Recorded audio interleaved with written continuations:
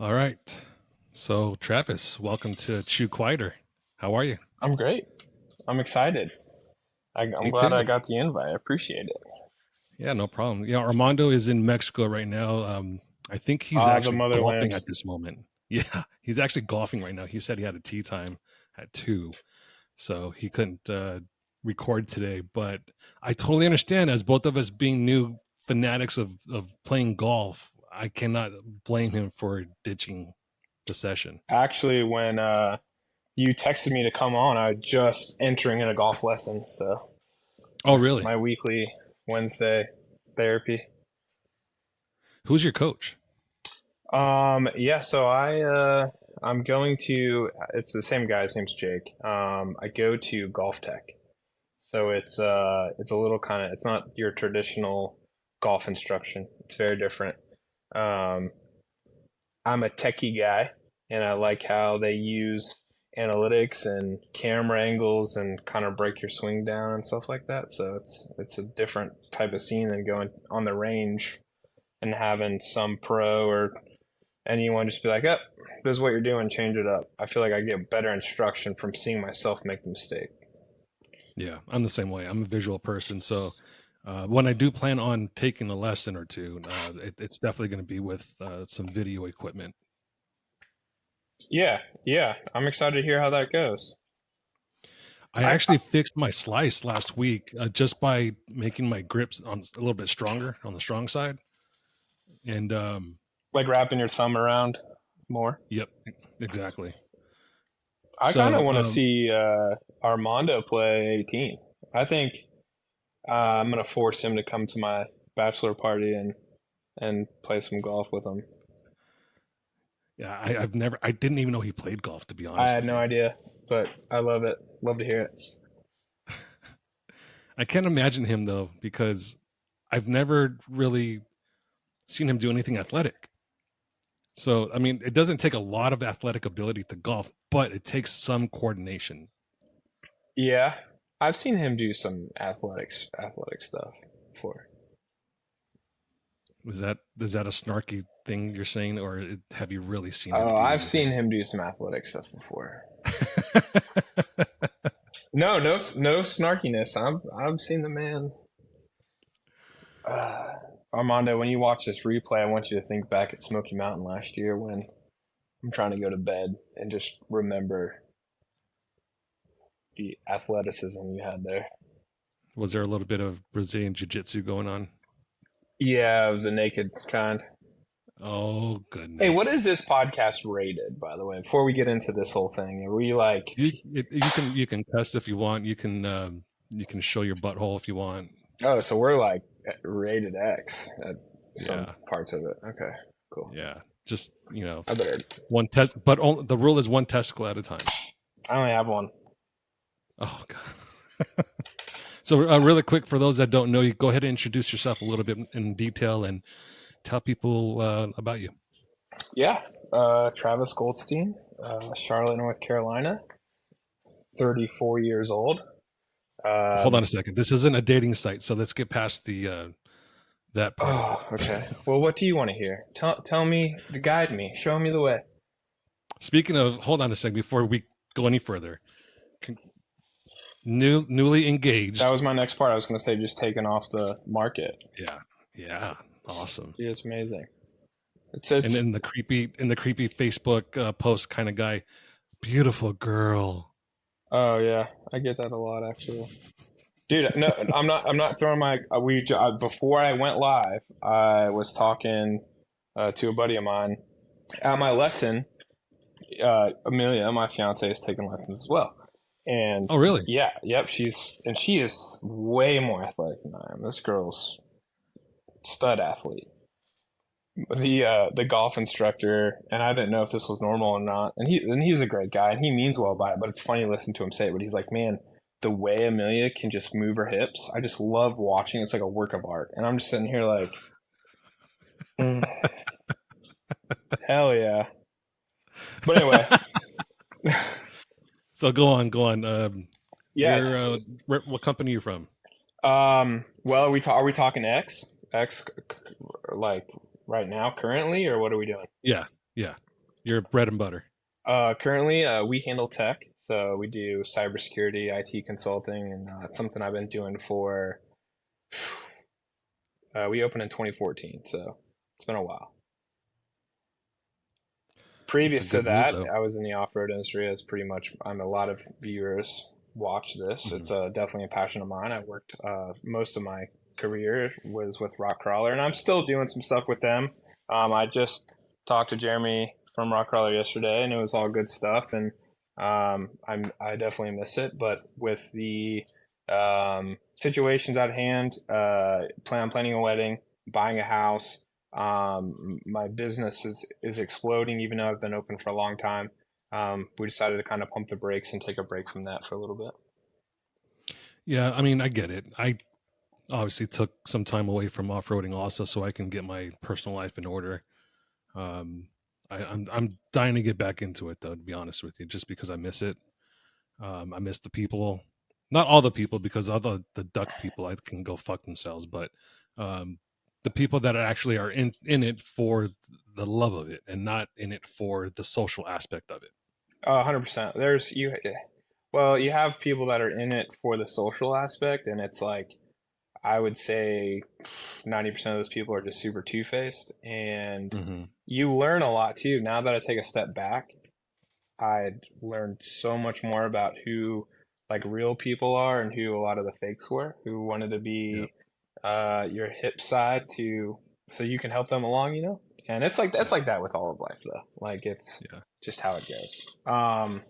But yeah, man, like I miss it too. I know Chambliss is doing some awesome stuff and Will they're doing their Overland gig, which Overland's taken off like crazy. It is. And Yeah. I know I think I'm gonna attempt with the new truck, I'm gonna attempt to head out to Alaska with them this coming up year. So that'd be sick. Yeah, Armando was talking about that last episode, and I think that's man, I think that's almost a bucket list type trip. Just because how often does anyone go to Alaska? I mean, it's the last frontier. Yeah. I was fortunate to do the first one with them. And we had Gerald Lee, who's a legend, who Hmm. I've said on multiple other things with you. We had Chambliss, Will, we had, Corey from I don't want to stumble too bad. It's a Modern Jeeper. Hmm. He took us and showed us Colorado, and we went through Moab, Colorado to Colorado on that trip, and it was a bucket list trip. It was just phenomenal. I couldn't ask for anything more. So having the opportunity to possibly do it again, I'm super stoked for it, and we'll see if I can get the truck together in time, and we'll see what happens. Corey's a legend. Oh yeah, dude. Did you watch the documentary that was put together? The first one? Yeah, the elevated experience with Corey, that was pretty much the host of Yeah, the whole thing and all the yeah. education he had and knowledge and just it was pretty cool just to hear it all come together. So Was Jesse with you guys too? no, unfortunately not. I forget what she was doing. She had something going on, and Corey pretty much just ran it. But he killed it. I mean, he had us at each waypoint right on time, and I mean, I have that JL with the LS3, and it doesn't get the best fuel mileage.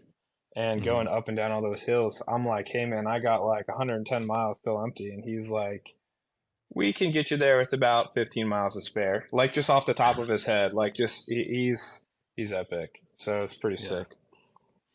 Well, I remember you and Will going to his place after American Crawlers was filmed, Yeah. and talking to him. And some of that footage that I got from you guys was pretty good. Just his in depth knowledge of the area Sometimes I is. don't want to hear everything he has to say. And for those of you who are wondering why, it's because me and Will thought it was a cool idea. We were doing the American Crawler shoot and Lake Como out there. Um, Gorgeous lake oh, super pretty. I mean, the water is just like radiating blue. And for a reason. yep, me and Will decided to jump in it. And the next day, when we're at Corey's house and we're talking about the history on the trail that we were on, he's like, "Yeah, that is not really it's a lake, but it was mainly designed to scrap like nuclear waste or like machinery that was pulling out uranium. And I'm like, so I might glow in the dark tonight. Is what you're saying. Um, Yeah, but yeah, because you can see little red floating things that were in the water. I don't know what they were. I doubt they were it's probably good. rust. It's probably rust. You think so? Yeah, I think it's just metal fragments coming up. I don't know. Who I knows? thought it was fascinating that he mentioned that it could just be a volcanic fissure that is bottomless. Yeah, yeah. I think so. It wasn't built. It wasn't. It's not like it was man-made, but it was. They used it for multiple purposes. Um, but I actually did some more research on that. There is a bottom. There is. And it was just recently found. Yep. Wow. There is a bottom. Actually, we can we can do this other podcast style, and I will Google it right in front of you here. Because there's been many attempts to try to reach the bottom, right? There has been.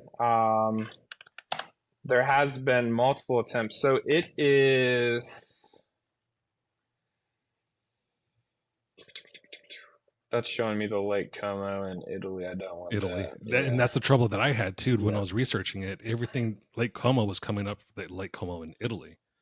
Yeah. So it was somewhere close to, and I'll look later and we'll get it official, but it was somewhere. So you are right around like 11,000 feet above sea level at that point, and it was somewhere Okay. like there was like it was like 3,000 feet above sea level is where they found a bottom, which I Wow. don't. That's insane to me. How that works, especially with it. It's amazing that the temperature difference. So like it was freezing cold, right, already, Hmm. but the Hmm. minute like you get about 6 feet deep, it felt like you should be hitting solid ice. That's how like you're all my muscles locked up. Like it was. Yeah. I mean, people take ice baths and they're fine, but this was a different type of cold, And everyone's like, "Do it again. We all do it." I'm like, "No, I'm not gonna do it again." And then there was a little bit of wind that came as soon as you guys got out of that lake. Yeah, That didn't help. it was terrible. It was awful. But I'm glad we did it one time. And those are trips that, in the industry, those are like the ones that I really enjoyed and made not saying that being in the industry wasn't worthwhile, but it was things like that that really just trips like that really that brought us all together, you know? Hmm. Um, Yeah. and I Mob feel, Moab too. yeah, exactly. And I feel like there's a number of factors that have to do with this, but I feel like, the last year of the industry has really shifted. You have a lot of newer Jeepers coming in and really trying to put their own twang and landscape on it, like the duck thing. Yeah. Um, and it felt like if you're not going with your close friends and instead of inviting a bunch of strangers, it just wasn't enjoyable, Hmm. which is weird because when I first got into it, it was more so like we could meet anyone out on a trail and it was awesome. It was great times and like you made a friend for life. So we'll see. I think there's what a lot of higher up people in the industry are talking. They have a turnover every 10 years where it's like a new cycle of people that come in and well, I guess we'll see how everything falls out and how it becomes. I wonder if that falls in line with lease terms or finance terms. Once people their lease is over or their finance term is over on their Jeep, they keep it for another year or two or something like No, that, I and talked to then JP about that actually. I think it he put up a very valid point.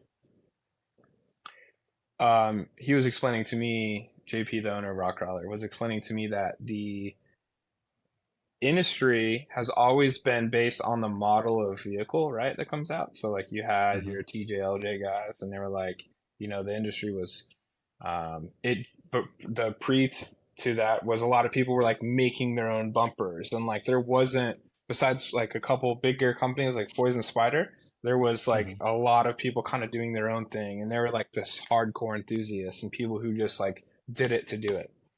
And Yeah. as the evolution of Jeep has come, we went from that to a JK, and now we're at the JL phase. Now it's in the JK phase, you had I would say like your foundational companies that people would support and stick behind. And now with the JL, you have more startups, which is great. but a lot of these startups are like Chinese or a lot of smaller companies that'll sell you something for 200 bucks, and you have someone who like a bumper for like 289, right? And their cost to make it is probably 220 bucks.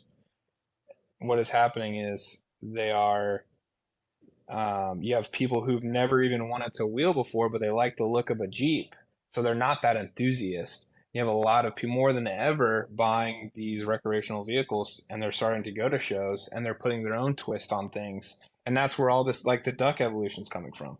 I strongly believe it's like not as much as the off-road enthusiast now, but it's more so like the parking lot party. That's what it's evolving into. Um, my take. Sideshows.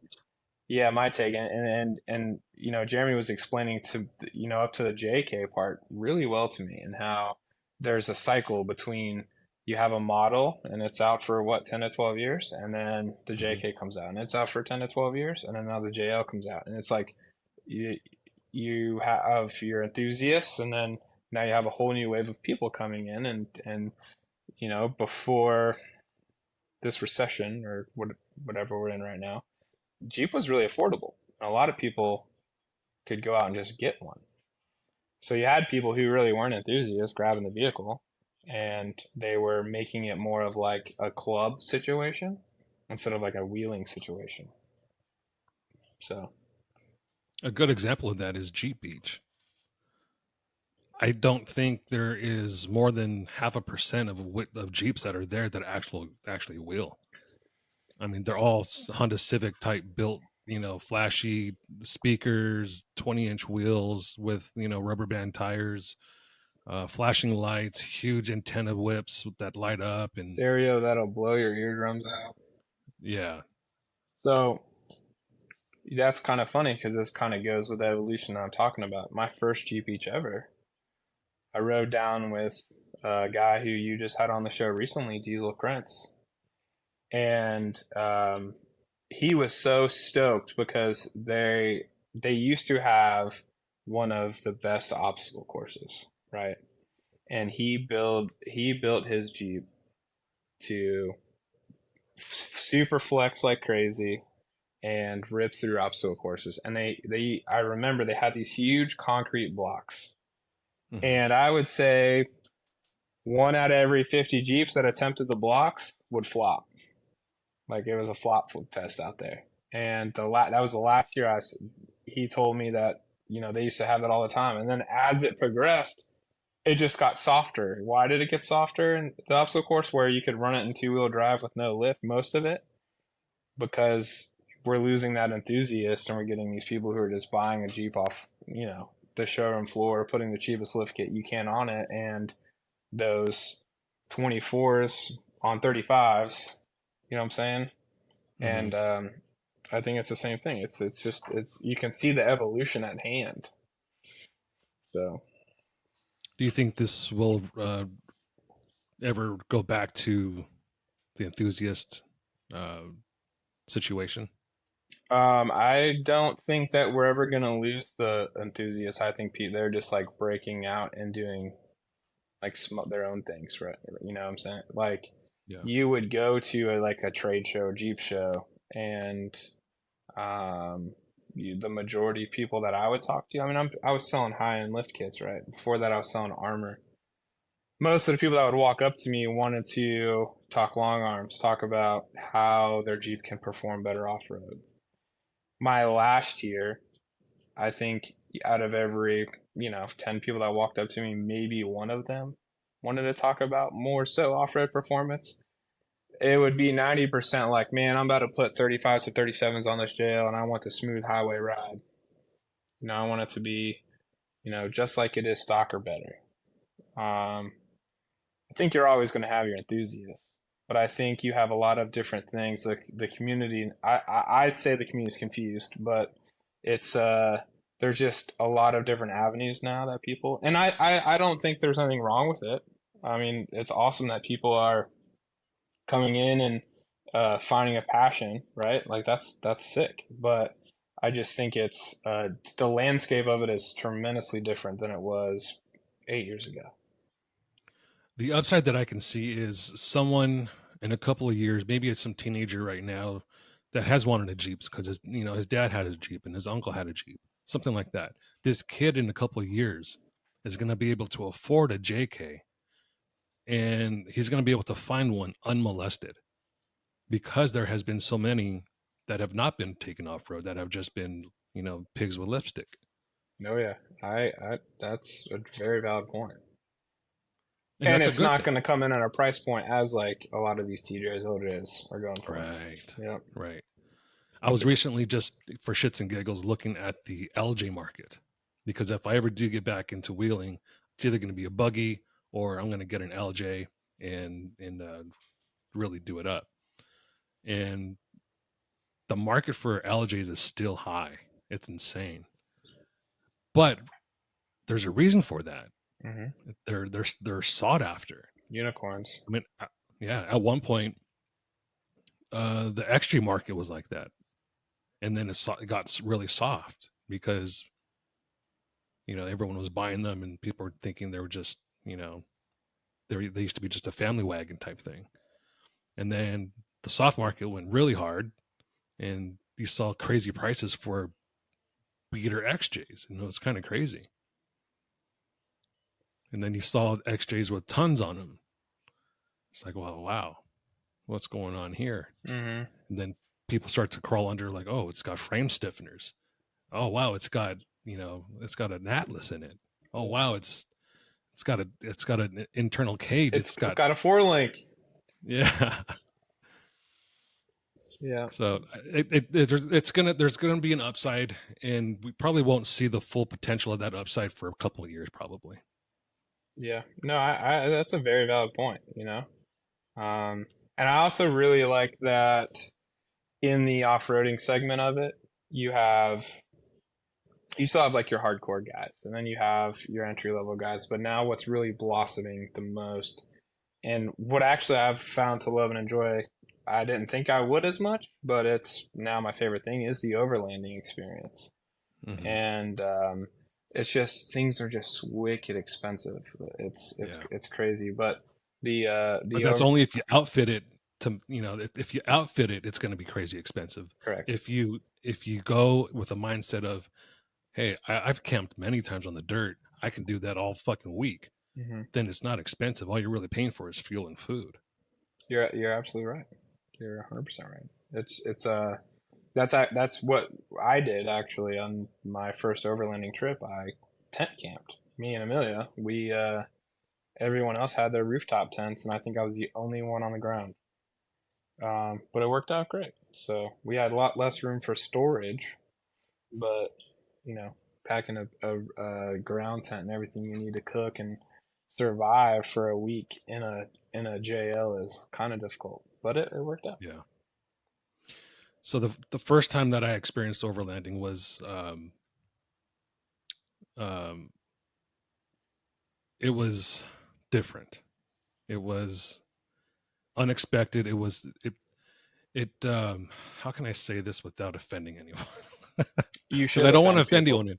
Well, I don't want to, because I don't want it to be offensive, because okay, I'll just say it. I used to think overlanding was just for a bunch of pussies that didn't know how to fucking rock crawl. I That was my I dead ass used to think the same thing. So did I, until I went. Or I was afraid of being judged, right? Like there's that Hmm. stigma. Like you go before I started wheeling with people who were really experienced, it was more so like if you didn't attempt this, you were a bitch, so you better do it, Right, right? right. It's like it's this, and you just hope for the best. But and Well, we saw it firsthand in Moa. I don't think you were there, but you might have saw the video where JP's daughter Brinkley called Gerald chicken shit I for was not there. going up. I was Oh, you there. were there. Rocker knocker. Yeah, on Rocker Knocker. Yep. She called And him a chicken shit like four times. a little girl. Mm-hmm. Yeah. Literally, at the time she was a little girl. Yeah. She's just growing like a weed. It's crazy. She is. But yeah, it's that there used to be a stigma where if you didn't take the hard line, you're a pussy, or Hmm. you're chicken shit, or whatever you want to call it. But Now I just realized there those are shitty friends. That's all that is. That's Anyone who I'm for real. Anyone who, if you're uncomfortable with doing so, I mean, there's a difference between trying to break you out of your shell, right? Like, man, I've Yeah. never Well, tried this before. self preservation comes into play a little bit too. hmm But then you're like, there's other things where you're like, you need to do this, and I'm like, I do not, and they're like, oh, you're a bitch. But yeah, I 100% agree with you as far as the overlanding scene because my brain would be like, those are just like hipsters or Yeah. like douchebags, and it couldn't be any more far from the opposite. It's amazing. Yeah. It's definitely it's a camping vibe with a bunch of friends while you're out in your rig exploring these beautiful places. And I can't think of anything better than that in the off-road scene. I Yeah, mean, yeah, going to Moab and crushing Rocker Knocker is one thing, but you're in a hotel, you're away from your friends for the night because you're in your hotel room or Airbnb, whatever it might be, and you don't get that camaraderie as you do in the campfire. And I think that's what brings it out is being with your friends, having your drinks, having your dinner all together. I think that's what really brings it out. yeah, I agree. Except the first Moab where we rented an Airbnb and fit like 30 people in there, and I think Jake had I think Jake had a breastfeeder on his chest. Yeah, yeah. Good times. It didn't turn out that great for him. No. And Jeremy Clanton wore some really showed, short shorts. showed his testicles. Yeah. Did he show? It was both of them or just one? I can't. I think he couldn't I even get I both of them think he out this time. followed the yeah, I think he followed the rule and just busted one out. I have a Yeah. great story on that actually. I remember my first time really hanging out with that guy. We were playing mini golf. We did like a team rock crawler versus Rigid back when he was with Rigid. I don't know if I'm allowed to Mm-hmm. say this or not, but whatever. Um, we're playing mini golf, and so like I had a team of like 30 people, and he had a team of like 30 people, and it was like just an epic mini golf tournament.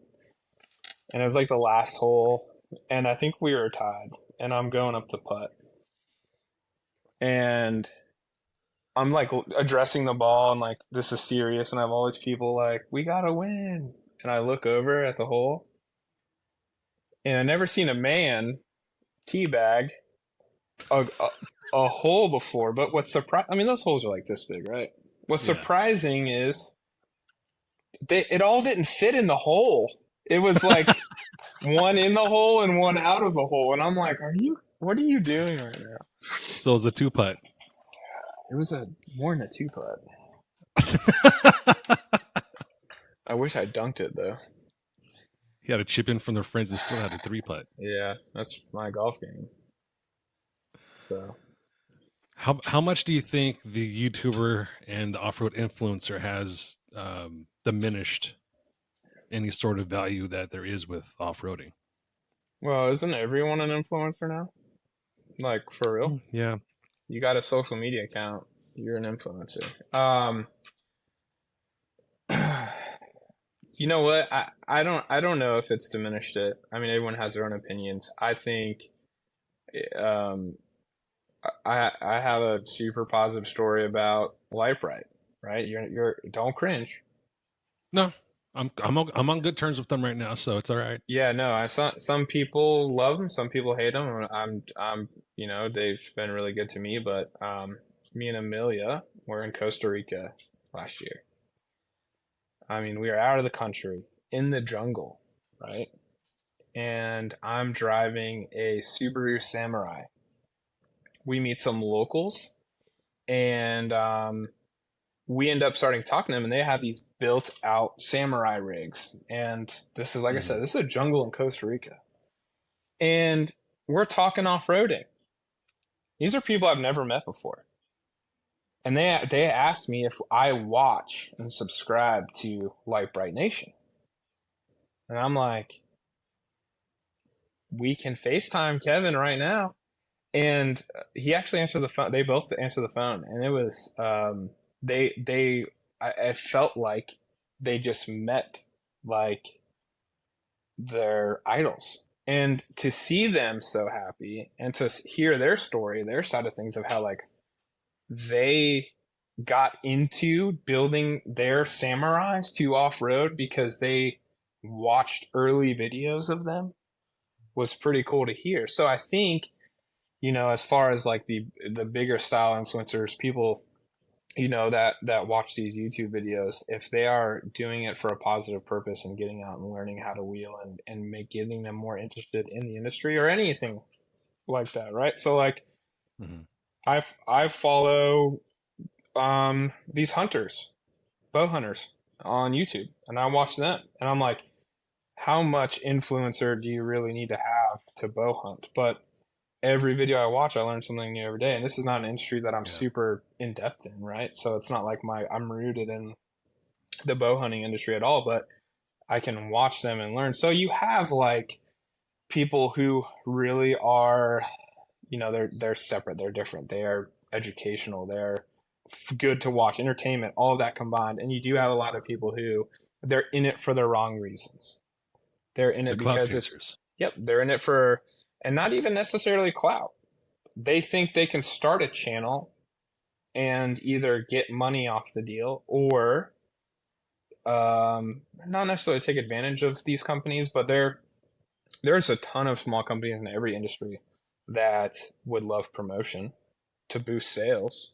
That's a perfect marriage. But a lot of these people are, you know, doing it for the wrong reasons just to get free product. And I'll be honest, Hmm. actually, I wasn't an influencer at all, but there were definitely times where, I felt like I might be in a better situation to leverage myself to get free product.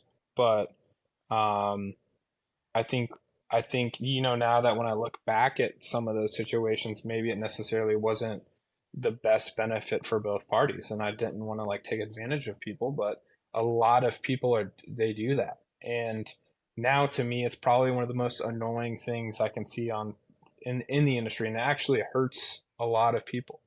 But yeah, that's where I don't like influencers. That's where I like cross the line. So I had kind of the opposite thing happen to me. A company called Aerolids. Hmm. At the time, my channel was doing pretty well. It wasn't very much of the typical off-roading YouTube channel. It was more of the entertainment side of it. When I just started putting out Kingdom Crawl, and Aerolids approached me about sponsorship. They wanted to be a sponsor for the show, and I didn't see it as a good fit because I saw them as just a Honda Civic type accessory for a Jeep. A You legit know, mall crawler product. right? And part of the deal was that I had someone in our company that is face forward had to have one on their rig, and nobody wanted it. And I bit the bullet and I put one on my. I didn't even have a light bar, so I had to go and buy a light bar. Hmm. So I went and bought a light bar and put Who'd you get this a light bar airline. from? I think I bought it on Amazon just because I didn't give a shit. You didn't get it from High Beam? No, no. In fact, he didn't have any at the time. Okay. No, he's the one that actually told me to buy it from Amazon. Hmm. Just for the simple fact that if I'm going to use this for this one purpose, then just spend the Oh 20 yeah, it bucks makes and just sense. And actually, the yeah. product that they have, not to overtalk you, but the product they have actually solves one of the biggest issues of an Amazon light bar. So, Hmm. and that's when like the wind reflects off the windshield and it hits the heat sink on the back, creates this, Hmm. especially on JK's, Whistle, the annoying whistle. yeah.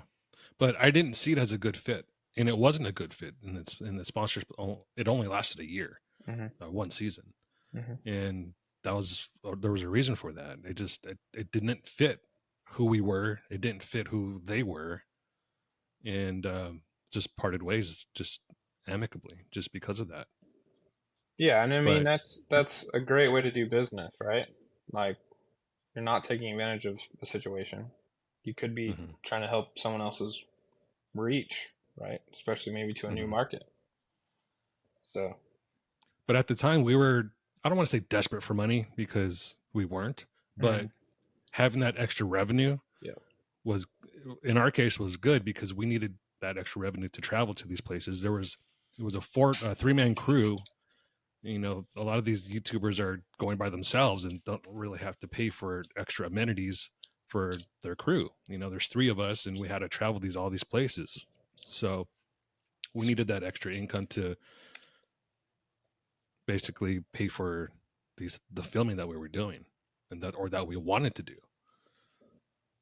Speaking of that time period, what was the name of that company that you The you one were on a part of? Craw 5280. So you want to see something I keep on my desk? That's kind of cool. It's an antique now. It's actually never Oh been no. opened. It's Uh-oh. not bad. It's not bad. It's not bad. I don't know if it's gonna come through. Oh wow. Is that the pop sockets we were giving out? Yep, for the phones, unopened. Wow. It's on my desk. Hasn't moved. Pretty That's old cool. school. Yeah. Yeah.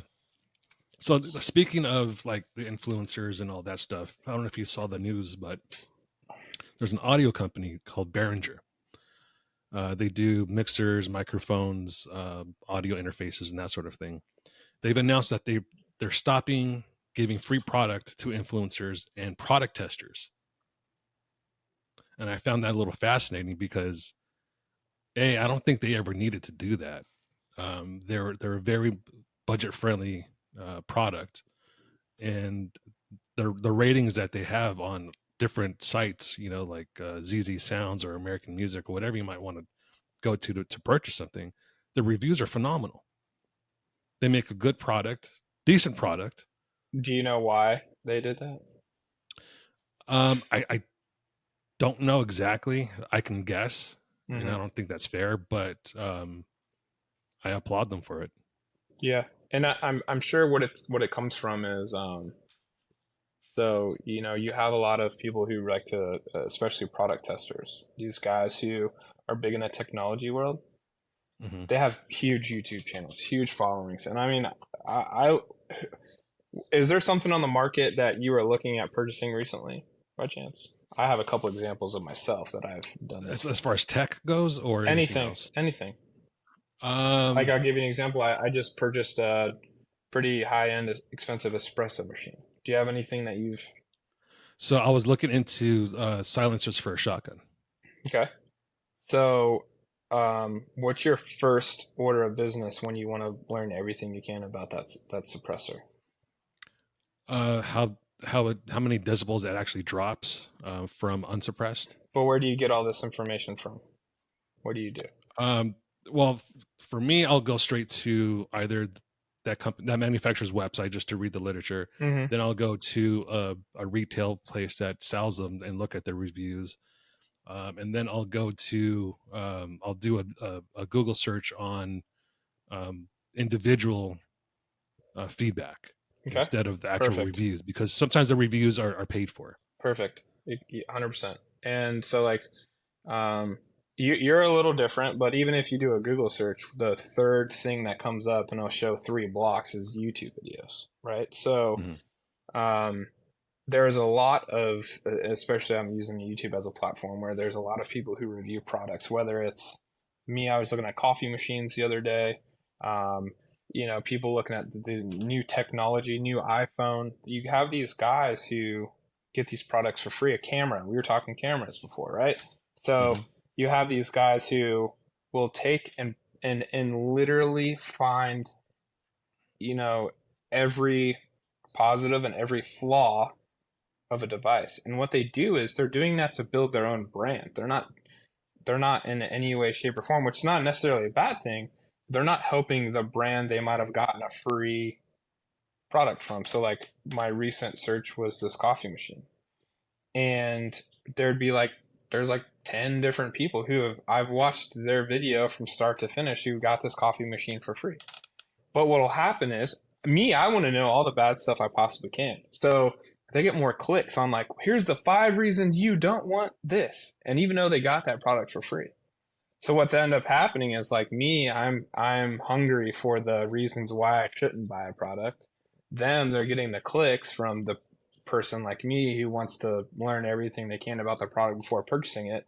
And the only person it might hurt is the actual company who's developing, spending their hard-earned time building this product and then giving it to someone for free for them to talk about, right? Mhm. So I think it makes sense. Like on the consumer side, I love it, but as far as like on the business side of things, it could be very scary.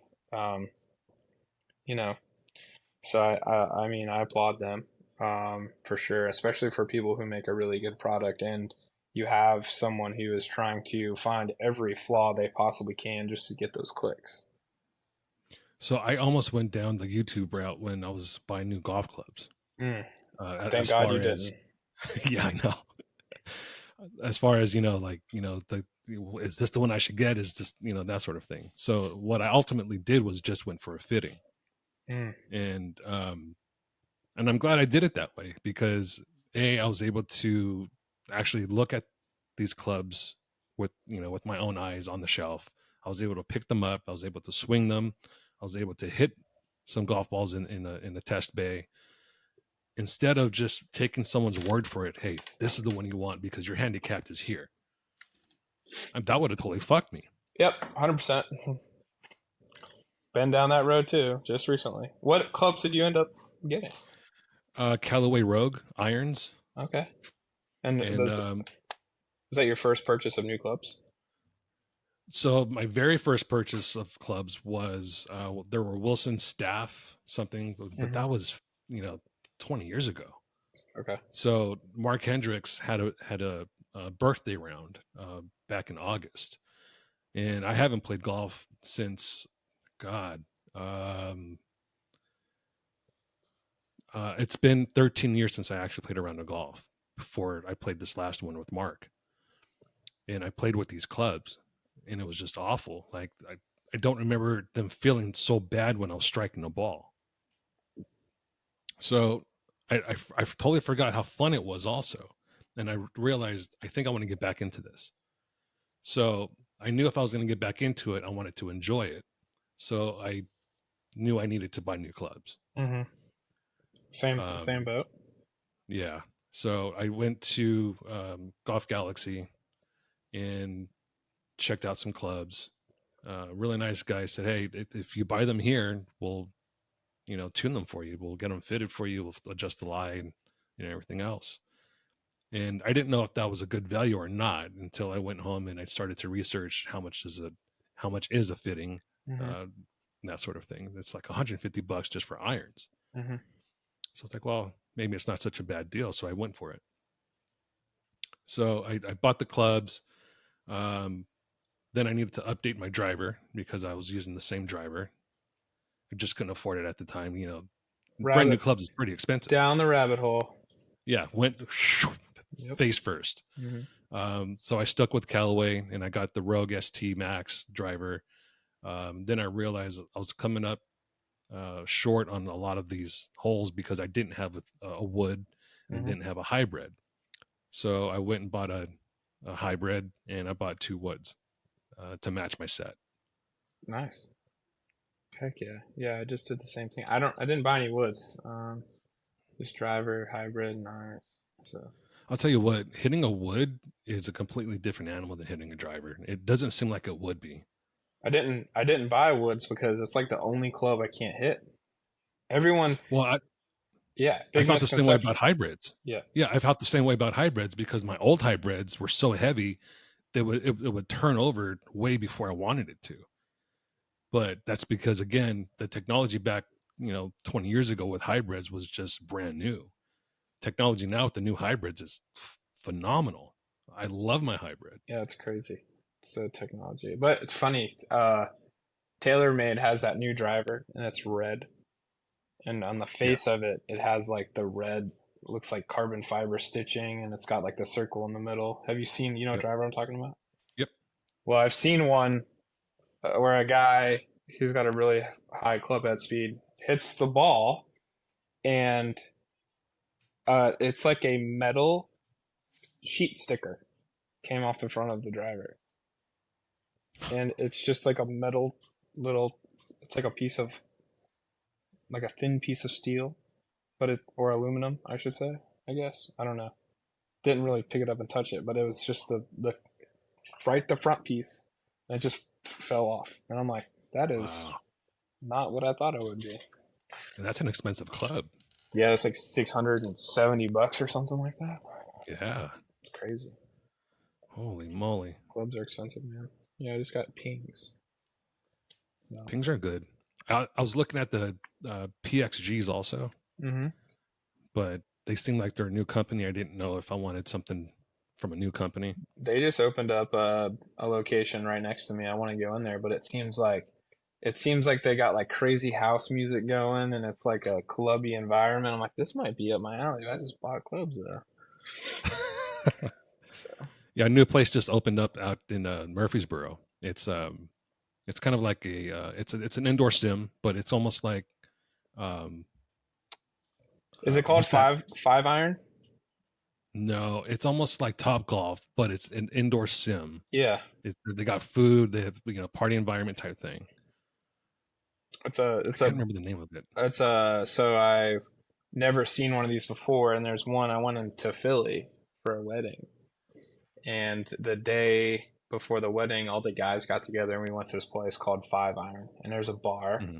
and there's bays, like 10 different bays, and it's you can play a full match, full round of golf, but you're inside with a bar and it's air conditioned. And it was like really interesting how it worked. And I'll tell you what, those things are dead accurate Yeah. because my shot shape, which at the time was a really bad slice with the driver, was right on the money every time. Fixed it now, but you know. So I looked into getting a shot tracer, Mm-hmm. and there's this one that's pretty inexpensive, but it doesn't support Android. And I'm just like, what the fuck? How can you not support Android on only iPhone? That's weird. Yeah, that's super Yeah. weird. I'm sure it's coming out. So, like, in the developmental world, it's probably 5 times the work to write an Android application than it is an iOS application because iOS is the same pretty much all the time. Android, Hmm. there's like 30 different versions depending on what phone you're going to have. So it's a lot different. That's why there's that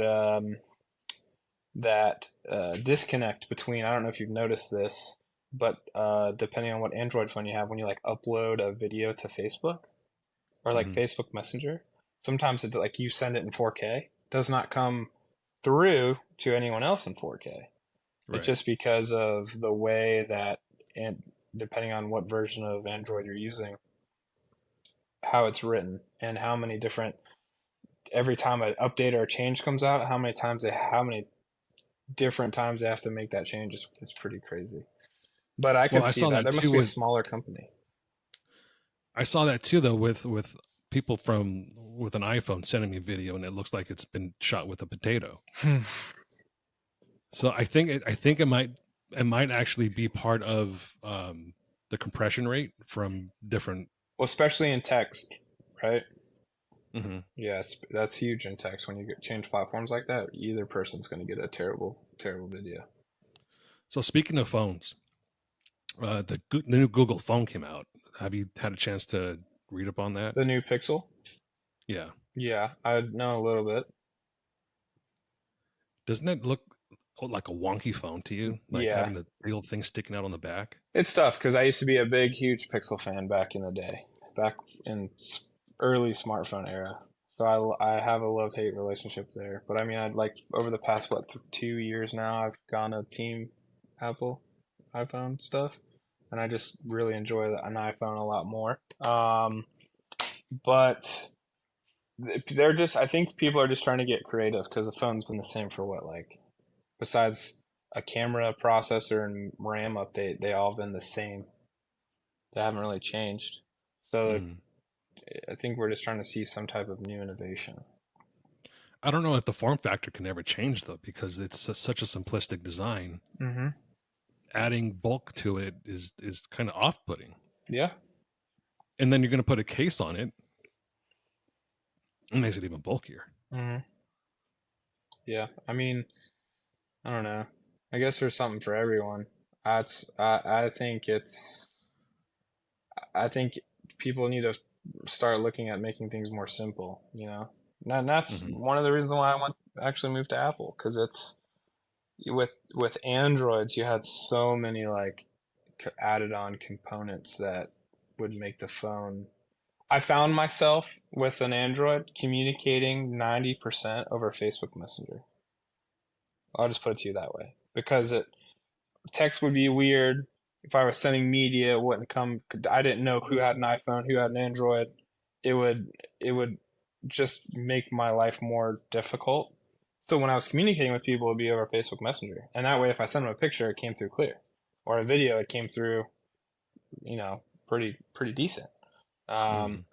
and then now that I have an iPhone, I know which one of my friends have an Android, I know which one of my friends have iOS, so I can iMessage them. So I feel like it just made things a little bit more easier to manage, I would say. And I guess a lot of people don't realize it until you physically use an iPhone. When I first got it, I actually hated it. Now I can't see myself change. See, I had the first iPhone that came out, the iPhone 3, long time ago. Do you still have it? No, Oh, it's worth no, so but much. I wish I did. Yeah, Yeah, exactly. It's worth a lot of money. yeah, that But and a I had Charizard. them. I had I had them up until 2015. In 2015, I switched to Android. I was sick and tired of getting updates and it's saying you don't have enough room for updates. You can't update this. You need to delete some stuff. I was like, what the fuck? Why can't you just update like a normal device and just so I was getting a lot of frustration from either the updates, it from just crashing. Battery life was, to me, anyways, was horrible. Hmm. So I switched to the Verizon V10. Yep, that was one of my favorite phones ever. V10, the V20. What Hmm. we had, the V10, V20, V30. Yeah, that was it. Wasn't a Verizon, it was an LG. LG, yeah, yeah. Yep, and those were great phones. That and then I think after the V30, I felt like Android kind of started falling off. In my opinion, everyone's different. Like you have that joke, like you know, oh, we still got V40 busting that out. Um, I'm at the office right now. I was gonna be home with a glass of bourbon and have a more casual conversation, but couldn't get out of the office in time. But the those phones were awesome. I don't know if you remember like the older, but even before that, you had the HTC phones where like Yeah. like the Sidekick, or you'd flip up and have the Oh, keyboard and you I could. love the Sidekick. That was Yeah, my jam. yeah. I had two of them, to be honest with you. Well, that's because you were a businessman.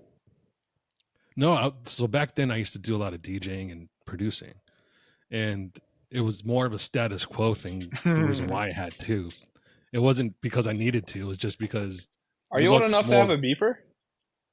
Oh, dude, I was the first kid in my high school to have a beeper. I bet you were pimping. I was. So here's the funny story about that. This was 1992, my freshman year in high school.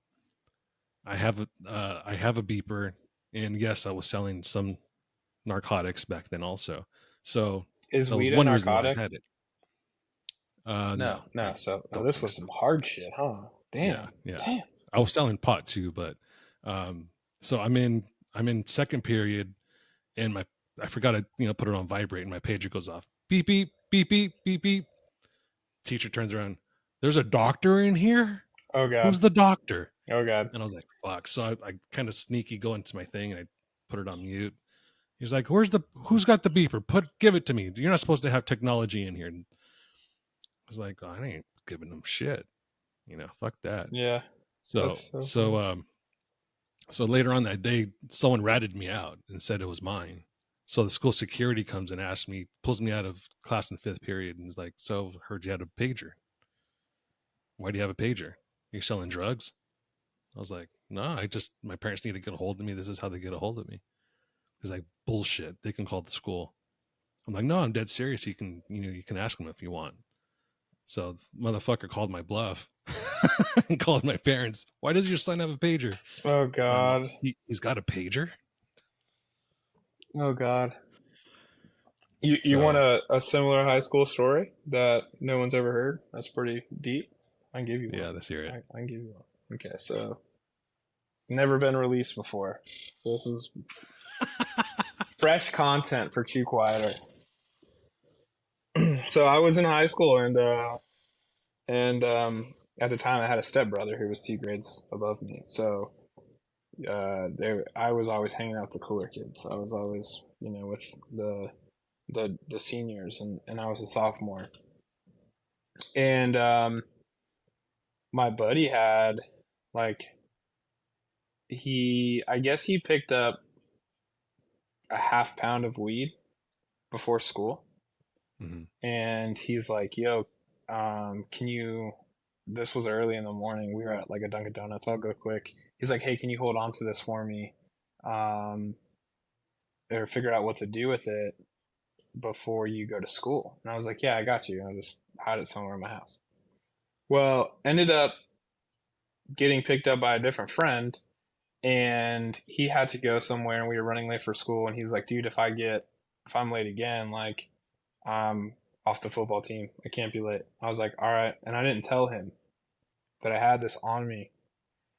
So I'm riding home with him too. So I'm like, "I'll just leave it in this bag." It's like a small backpack. I'm like, "I'll just leave it in the car. Like it's whatever. Like we're both good kids. Like I don't sell drugs. Like I don't even know what to do with all this weed. Like I'm just gonna leave it in the car." I'm in my second period, right? Police come in. He's actually we're in my high school. We had web design, so I was in web design at the time. Second period. He was actually my web design partner. They grabbed him out of school, out of the class. Come to find out that they had a random, I guess, drug dogs walk through the parking lot of the school, which Oh fuck. something I've never heard of before. Found the bag, and all they asked him was, "Who's the passenger of your vehicle?" Well, he didn't. He didn't say anything. He didn't rat me out or whatever. Gets expelled from school. Oh fuck. To this day, he never talked to me. There's been a couple of times where I've tried to reach out, will never talk to me, but he never said anything. He took the whole blame for it. Pretty insane, actually. If you sit and think about it, you're a kid, right? Like you're Mm-hmm. trying to, do your best to navigate the world, and he easily could have been like, "It's his," and he didn't. So it's pretty gnarly. Had a similar situation with the guy that I went to high school with. His name was Mike Camaro, and What an awesome last name. yeah, well, this kid was crazy. He was legitimate um, crazy. So uh, he didn't have any money to buy any pot.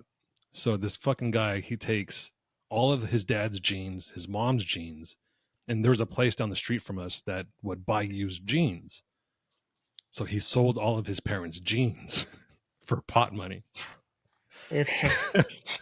so he's got his pot in his locker at school, and this was the dankiest, stinkiest pot you can get back then. I Puts it in believe his the locker. young kids call it skunk. Yes, back then it was called skunk too. So all of a sudden he gets pulled out of class, and this is all secondhand story that I'm telling. So he gets pulled out of class, and they start walking towards his locker. Like, why does your locker smell heavy of aroma of pot? He's like, that's not my locker. Like, no, it is. This is the one the school assigned to you. He's like, it's not my locker. Deny. That's his position. Mm-hmm. So they cut his lock off the locker. They open it. It's got his book in it, his school book that he inscribed on the side. Mm-hmm. Camaro. It's got all of his school books that were assigned to him. It's got some of his personal shit in there. Like, this isn't yours. Like, it's not mine. What about this jacket? Is this yours? It's not my jacket. So he kept playing that fucking game, right? All of a sudden, the school calls the local sheriff.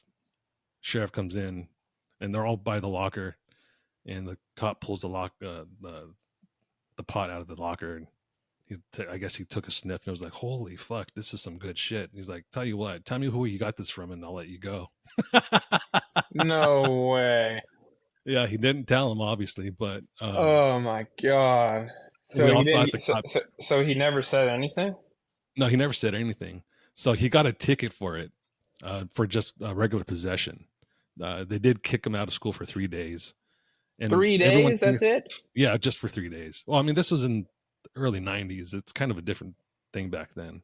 Yeah. So we all thought the cop kept the Now it's pot. legal everywhere, pretty much. Yeah. Yeah, That's but insane.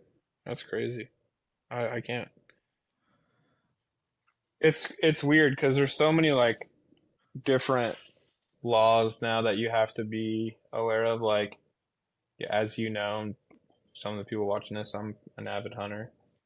So like during deer season, like there's so many times where like I'll have like my hunting rifle in my car, and I'll be like going to drop my kids off at school. And I'm like, oh wait, I can't pull into this parking lot with a rifle in my car. Like that's a big no-no.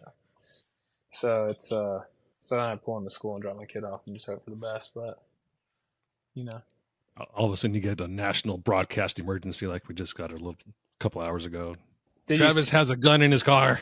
did you see all the like conspiracy theories behind that?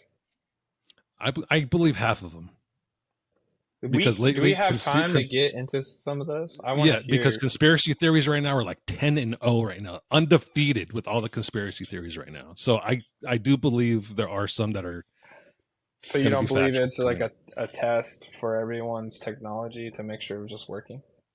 Oh, I believe that because you can't even turn it off.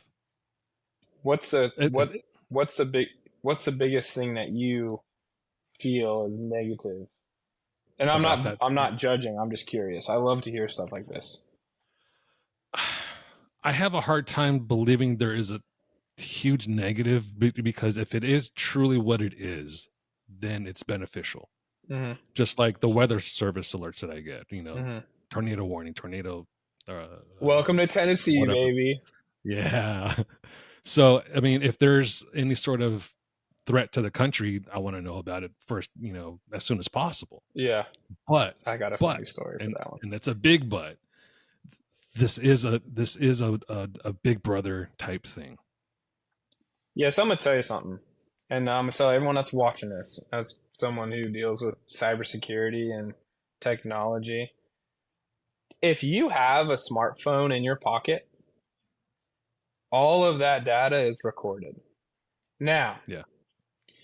the argument is it's more so tailored for advertising revenue or target markets who and what audiences are doing what. Because like, you can make Facebook ads and say, I want to, I just opened a bar and I only want Tennessee Titan fans in my bar, and I want this ad to only go to Tennessee Titan fans between the ages of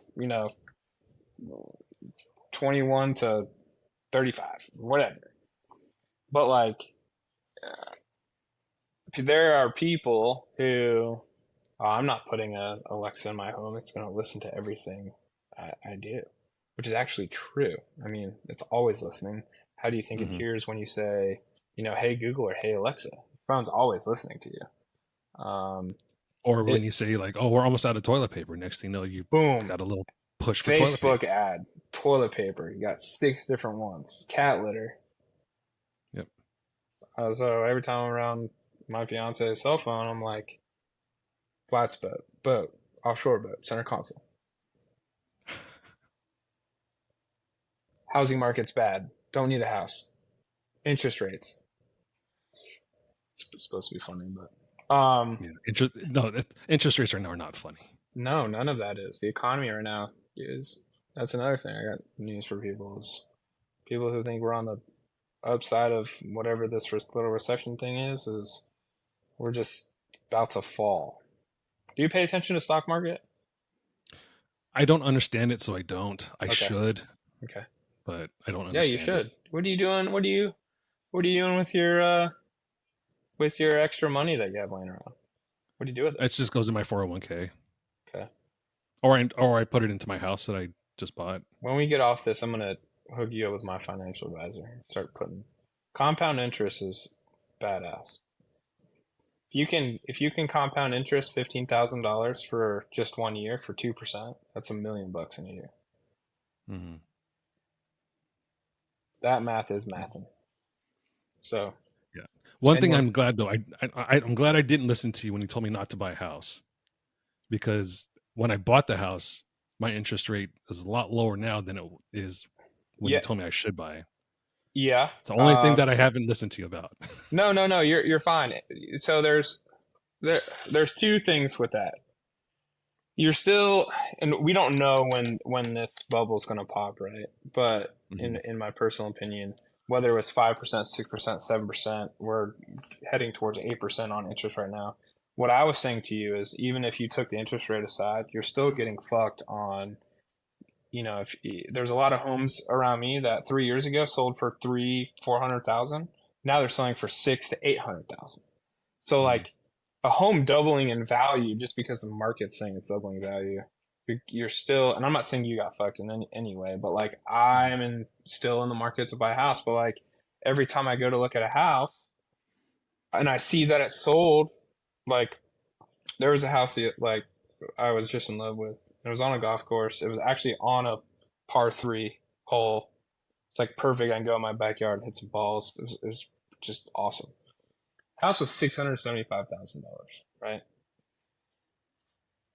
The comps in the area, it was actually on the lower side. So I'm like, this is great. There's some value there. Like, and later in life, like the value of this house might increase. But then you go on Zillow and you look at the value of what it sold for or its tax value 2 to 3 years ago, and you're like, $375,000, house more than doubled. How do I know? Nobody knows, right? What Hmm. happens in 4 years? What if the economy takes a shit and the housing market goes with it? Then you buy a house for $600,000, and in 4 years it might be worth 400,000. Then you're way upside down on your house. And if it's a forever home, then that's badass. Good for you. It'll probably regain its value at some point. But there's no way to know to be financially secure that, hey, I'm going in and buying a house right now, unless you're pre-existing into a home, it went up in value, you sold it, and now you're kind of breaking even, right? Like you bought a house for cheap. Like I know people who, bought houses for 300,000, they sold them for 600,000, and now they're still buying into a high equity home, but they made all that money because they had a pre-existing home. See, I never owned a home before, so I'm going straight into this with, I could be upside down in a year because the market drops. Hmm. So I can't forecast that. But now you have interest rates so high, so you're kind of getting fucked twice, right? So like if I buy a house today, that home was doubled in price over the past 2.5, 3 years, and I'm paying a 7.4% interest rate. I might be paying thousands of dollars more on my mortgage per month than someone was 2 or 3 years ago. Then if the market crashes, now I paid $600,000 for this house. It might only appraise for 400,000, and I'm looking to refinance, but I can't because the value of the home's not there. You know what I'm saying? Does that? I mean, I Yep. don't know if that makes any sense, Yep. but Well, that's one reason why I went with a new construction mm, build is because same situation I that you think I were in. said to you if you were buying new that you were in good shape.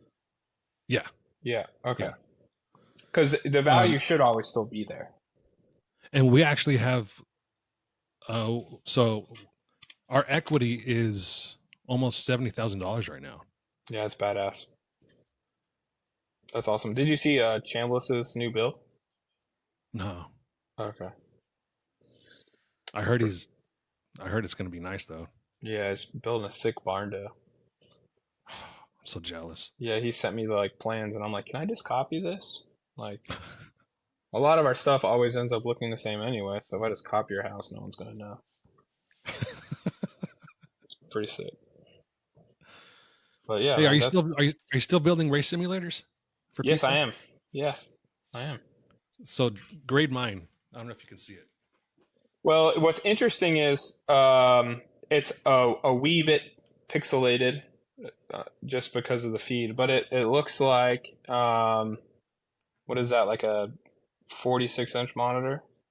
It's a 38-inch wide, ultra wide. Okay, so my depth perception is just terrible. What's the computer where that's running on it? It's the same one that I've had. That you use for editing too? Yeah, How's it performing? not bad actually. You play Um, iRacing, by chance? yeah, F1, iRacing, and Cortenzo something. Mm-hmm. Yeah, I mean, it. it's pretty crazy because that is also another rabbit hole. I've built a couple sims for like big time drivers. Um, it's amazing that you can get away spending 2 grand on a race simulator, or you can Hmm. spend 40, 50 easy. Yeah, Especially yeah. in like the seat and the wheel. Like some of those Fantechs, they'll break your wrists. Like Hmm. like I built a sim for an IndyCar driver, and it was funny because I got it all built, ready to go, and I didn't know much about it. I just went off. This was one of the like first ones we done, and I just went off.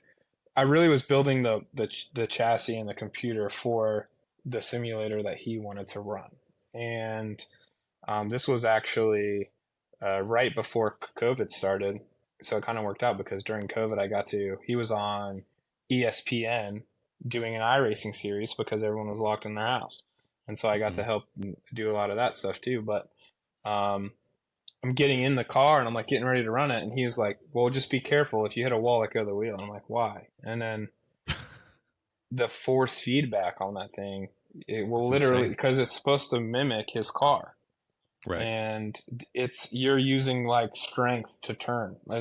Yeah. It's ridiculous. It's crazy. So eventually, I'm going to upgrade my steering wheel and pedals. I Hmm. just have a Logitech right now, 923, I think it is, Hmm. which is a basic setup. It's fairly inexpensive to get it. It's entry level, right? The F1 game is pretty dope too. I've been playing that on Xbox actually. I love that game. I Yeah, can't stop playing it. yeah. Whenever I there's a new, whenever the F1 goes to a new racetrack, or not even a new racetrack, but just like this weekend, it's in Qatar. hmm I'll go on the sim and I'll race that course just so I can kind of get familiar with it while I watch the race on TV. It's pretty sick. You should try running it with Oculus. Oh, VR. Yeah, mind blown. I get sick actually doing it, but it's so realistic. You look to your right, you see everything on the car that's to your right. You see if there's a car next to you, you see it. You look behind you. It's very, very realistic. But the problem is, uh, we have like seats that will run in motion, but you're not feeling the G forces or the wind in your face or anything like that. So after like 5 minutes of it, I personally can't do it anymore. I'm just like, I get motion sickness because I'm not feeling anything in my body and just my brain is doing all the work.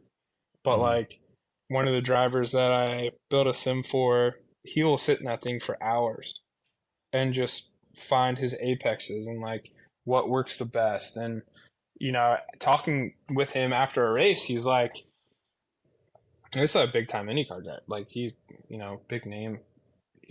Says how much it helps him, which is crazy how realistic you can get just from putting on a headset and sitting in your living room.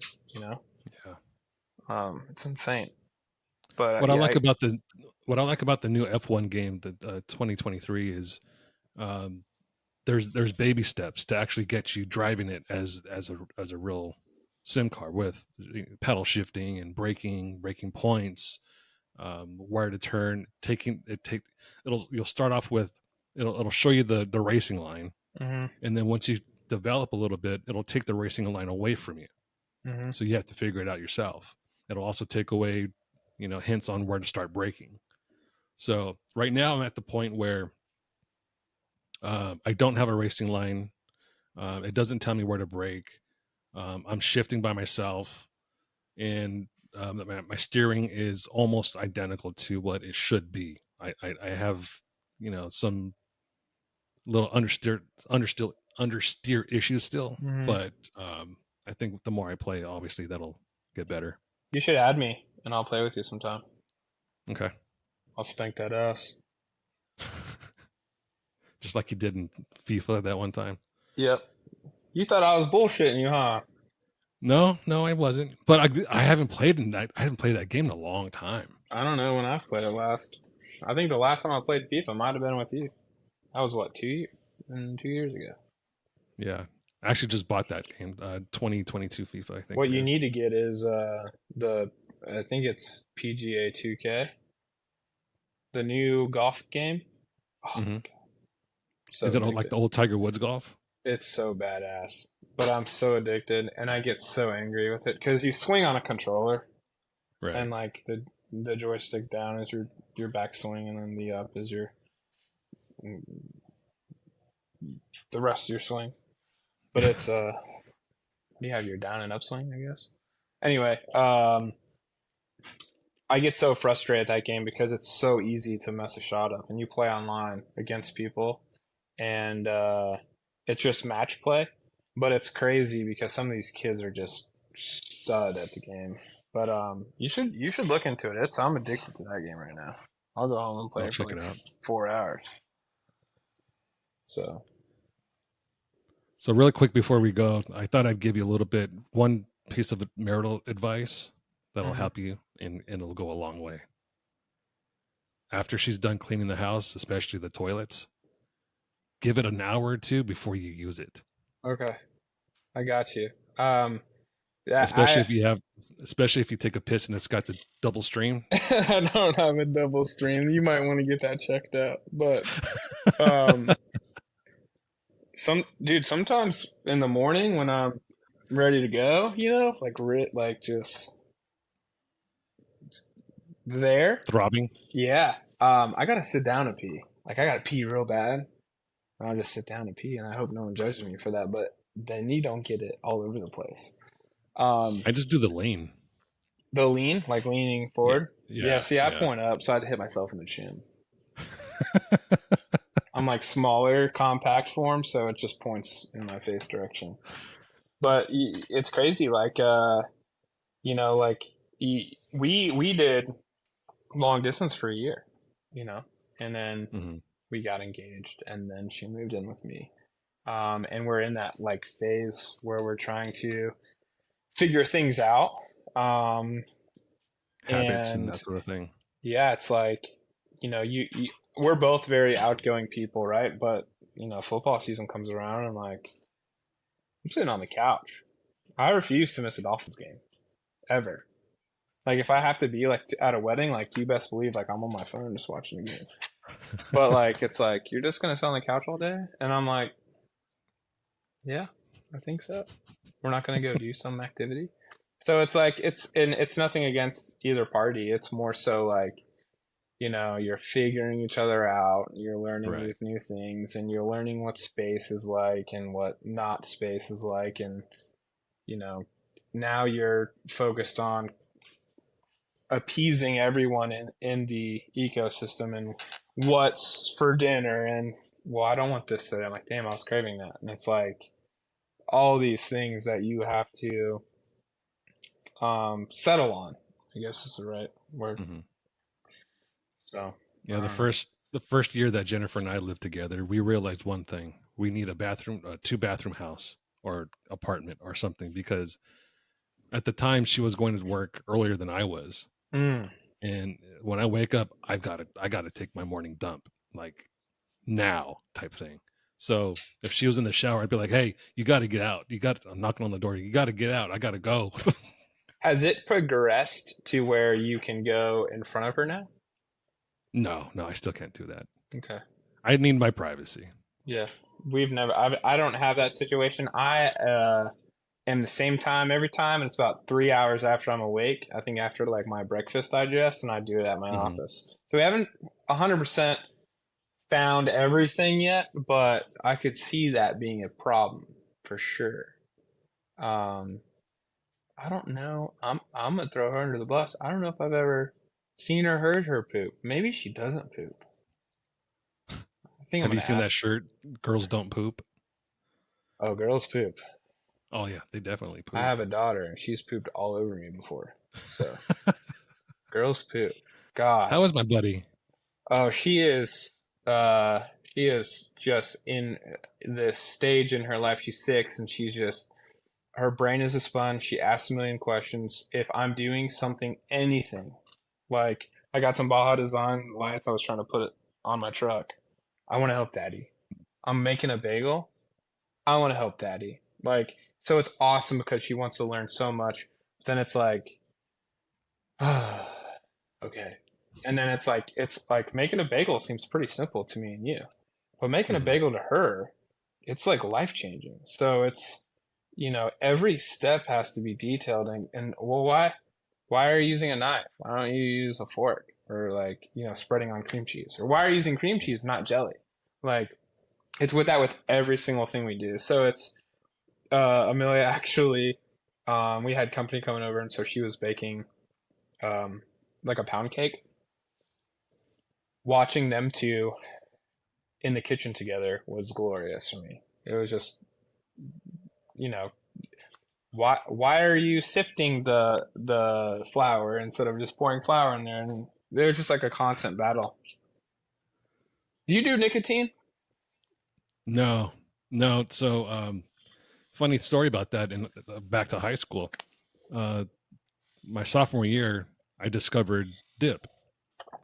It was actually Yum. chewing tobacco. It was Red Man Yeah, tobacco, real shit. Yeah, real shit. cowboy shit. So, I made a little cup out of a piece of paper, and I was spitting into that. And teacher saw me spitting into the cup, and he's like, "Oh, really? Okay. You're not supposed to have tobacco on campus." Takes my cup, throws it away. Got this wad in my cheek. Saliva's building up. Oh, you got sick. I had to swallow it, No and way. I got so fucking ill. So Oh God. I finally got up, took it out of my cheek, threw it in the trash, and tried to go and outside to throw up. And he was like, "No, no, no, no, you're not excused." I Oh was like, God. "Fuck it, I'm throwing up in the class." Then so I threw up majorly in the class, and that was the last time I know we're I running out ever of tried it. time, but I have a couple awesome stories. So I'm a big nicotine guy. I mean, I, I feel like the addiction is real. I used to be a big vapor, right? I used to vape Hmm. all the time. I Before that, I was remember. smoking mad cigs. Before that, and I still continuously do is dip. It happened. It started in the army, so it's funny. My first dip experience, um, in I was in OSET, which is like basic training. And long story short, there is guys mixed in with us who are getting recycled, right? So like they failed something, and they're going back to week zero, starting all fresh and over again. Well, these guys had cans of dip, and um, I'm cleaning the latrine, the bathroom. It's my turn to clean, and one of the guys like, "Hey man, you want a dip?" Well, they were pouches, so you didn't have like residue in your teeth. My Hmm. first nicotine experience, really. I throw a pouch in. Drill sergeant walks in. He's like, "What are you doing?" Out of fear, I swallowed it. Oh fuck. The nicotine pouch. It's my first time. My lip is burning, right? I'm freaking out. I'm staying at attention, and I'm like, "We're just talking, whatever." Like, I don't really remember what I said at the time. I was freaking out. And all of a sudden, kid you not, dude, I looked over and just not even like normal vomit. I like projectile vomited all over everything, sinks, walls, whatever. Uh, Disgusting. Well, I ended up snitching on myself and was like, I just swallowed dip. The whole barracks had to get woken up and literally had to watch me clean my vomit. It's like, so there's this thing called fire guard. It's like 2 o'clock in the morning, and I have to sit on there and just clean my own puke up. But you know what's crazy? I think from the first time I threw a dip in my mouth, I became addicted. Like I needed it. So throughout the rest of OSET, I was dipping. Like even though I had such a traumatic experience, just dipped almost every day from that, and then mhm. from down there. But I got these new like Zin. I don't know if you ever tried them, or like Let me there's see. something. Well, Zin. I don't have a thing of Zin, but Oh, well, it's I think Loxley uses those. Oh, really? Yeah. So Yeah. Zen, these are actually called juice heads. But it's just nicotine salts. And like I'm a big caffeine person. They're almost actually identically like the molecules are almost the same. But it's a great stimulant. So like before I go into a meeting or have to like have a conversation, I notice I perform better with nicotine. It's just like a thing. It's just I'm doing it for a long time now. I didn't know I was gonna say you should try these juice heads if you were a nicotine person or not, but you're not. No, man. No, even I've had maybe 3 cigarettes my entire life. I had one to look cool. Second one, I was like, well, it wasn't horrible. I'll have another one. Third one, I was like, oh fuck, I'm sick. Mm. My head's spinning. This is not good. This is not good for me. Yeah, that makes sense. Yeah, I don't even know when I smoked my first cig. I think I might have been like at a high school part. No, I don't know. But there was a point where it was a very small point in my life where I smoked cigs, and I just like needed it, but I felt like shit every time I smoked one. Like Hmm. there'd be a time where it'd be like a social interaction. I'm at the bar, so I'm like, God, I need a cig. I'd smoke one, but I knew like hitting it. I'm like, God, this is so fucking stupid. So then I got to vaping. I vaped for like 10 years. See, and I picked up marijuana, and I smoked marijuana for over 30 years. You know, there are people who, I feel like perform life better high. Not me, dude. I was a functioning stoner. Bro, I smoke weed, and a couple things happen. One, I become very paranoid, and I forget to breathe and shit. And like I feel like I just get, and people. So I guess some people are like this because I've met other people like this, but I get like severe anxiety. I think maybe I just get too high. I don't really know. I don't know how people function. Like I can't function. I don't even know if I could drive a car high. I wish I had that video of you at my house that time Mm-hmm. Yep. with the feet. The feet. We were we were laughing like schoolgirls Who for was no with? fucking reason. Oh, Will. Will was with me. Was there's yeah the black couch. There was someone sitting to my left. It was Yeah. Will. No, you were by yourself. You were there by. No, that was the second time. The first time you were by yourself. Okay, maybe I was just super high and thought Will was there. No, That was I you. think That time of my life. I mean, I think it was one of the like very few times I smoked weed. yeah, it was. I remember you telling me. I don't usually do this. I hope it's not strong pot. And I was like, it's strong pot. Yeah. And you're like, Yep. oh my god. I think you only took 2 hits, and then the I was. giggles started. Yeah. I was ripped. Yep. I no. Don't put me around weed, bro. I don't know. Unless you It's want to been. laugh from me making a fool of myself. I'll Oh, and tell I you. did. I remember. Those are good times. See, that's like when I think the industry and everything was at its like peak, and I think there's just other contributing factors. I think the economy sucks right now. I know a lot of manufacturers are you know producing a lot less, but those times were epic all the Yeah. way around. Like just the trips we went on, the sites we saw, the friends that I made during that time. You know, most of my groomsmen in my wedding are from people I met in the Jeep industry. Awesome times. Yeah. Those times were literally a laugh a minute. So are you gonna make the trip out to my wedding? Yeah, I think so. I Sick. know you said it's a little podunk town, but I don't mind. There's one hotel, so you're probably gonna have to overland it. You're probably if you like granite, boy, I tell you, there's fucking granite everywhere. There's one hotel, so I'm gonna rent out like a farmer's field and just have like everyone come bring a tent. I don't know what we're gonna do, but yeah, man, it's gonna be a good time. But listen, we gotta meet up before that and get some golf in together. I'm down for sure. Yeah, let's make that happen after all this and we get off there. Let's put something. Let's if we don't put it in the calendar or a tentative something, it'll never happen. So I agree. Yeah, we need to do that. We should film it. yeah.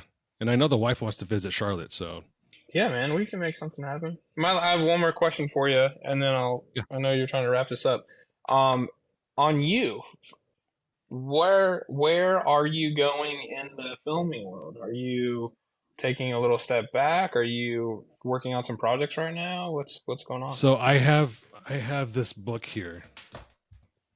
I have a little notebook that I jot all my ideas down, and um, I have right now 7 different ideas for filming, and they range from documentaries, they range from individual interviews with certain people. They're even a brand new series, and there's even an idea in here that's not even off road related whatsoever. Is there any of So them that you want to share? If you don't, I'm not trying to put you on the spot. I'm just curious. um, Or an interesting one that might spark some attention. I don't mind sharing, but I want to finish writing the full Okay. idea That's down, because that's I think the one that I really want to do is a screenplay. I want to write a screenplay. nice. Good I for don't you, man. necessarily want to actually make it, but I want to attempt to write a screenplay. But the one thing within the industry, off-road industry, that I want to do is make another documentary. Yeah. Well, I admire your work. I know a lot of people do. I know, Thank you. um, it's a, there's a hole there right now. We haven't had much new content come out, especially from your side of the world. So, excited to hear, what you got upcoming. And it'd be kind of cool for you to take a step outside of your norm and do something that's not off-road related, you know? Yeah. What I really So, want to do is tell a semi-autobiographical story of my life, just yeah. because there's a lot of things that people don't know, that Hmm. there was a lot of illegal activity, there was a lot of semi-gang activity, there's a lot of things that there's there was a lot of times where I thought I was going to die just because of the violence that I was surrounding myself with, Hmm. um, the drug use, um, just a lot of things that I think would be an interesting story if I put a small spin on it to make it more interesting. Yeah. That's why I say it's a semi-autobiographical thing. I think that'd be dope to see for sure. I think everyone has. I mean, and that's the thing. We all struggle through our lives. Like, I mean, for multiple years of my life, I was practically homeless. I was couch surfing. I started in Hmm. high school.